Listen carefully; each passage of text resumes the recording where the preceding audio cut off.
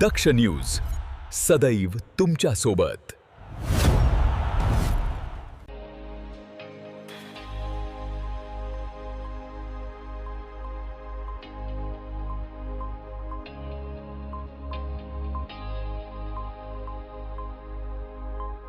Sarkarwada police ठाण्यात दाखल गुन्हा रजिस्टर क्रमांक 64/2026 अंतर्गत भारतीय न्याय संहिता कलमान्वये करण्यात आलेल्या तपासात 2 मंडळ अधिकाऱ्यांना अटक करण्यात आली आहे। न्यायालयाने दोन्ही आरोपींना 7 दिवसांची पोलीस कोठडी सुनावली आहे। या प्रकरणातील आरोपींमध्ये दिलीप कचरू वामन, मंडळ अधिकारी तहसील कार्यालय नाशिक आणि श्याम एकनाथ बोरसे, सेवानिवृत्त मंडळ अधिकारी तहसील कार्यालय नाशिक यांचा समावेश आहे। पोलीस तपासात आरोपींनी भूमी अभिलेख विभागाकडील कथित बनावट मोजणी नकाशे, हिस्सा फॉर्म क्रमांक 4/12, गटबुक तसेच इतर कागदपत्रांची आवश्यक पडताळणी न करता फेरफार नोंदी मंजूर केल्याचं समोर आले। काही प्रकरणांमध्ये तहसील कार्यालयाचे आवश्यक आदेश किंवा पत्र नसतानाही संबंधित फेरफार नोंदी प्रमाणित करण्यात आल्याचा आरोप आहे।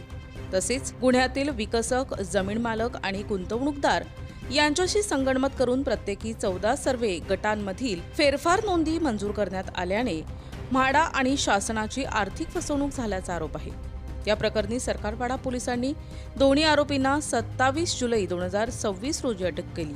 त्यानंतर न्यायालयात हजर केली असता न्यायालयाने दोघांनाही 7 दिवसांची पोलीस कोठडी सुनावली असून प्रकरणाचा तपास सुरू आहे। करण सिंग बावरी, दक्ष न्यूज नाशिक।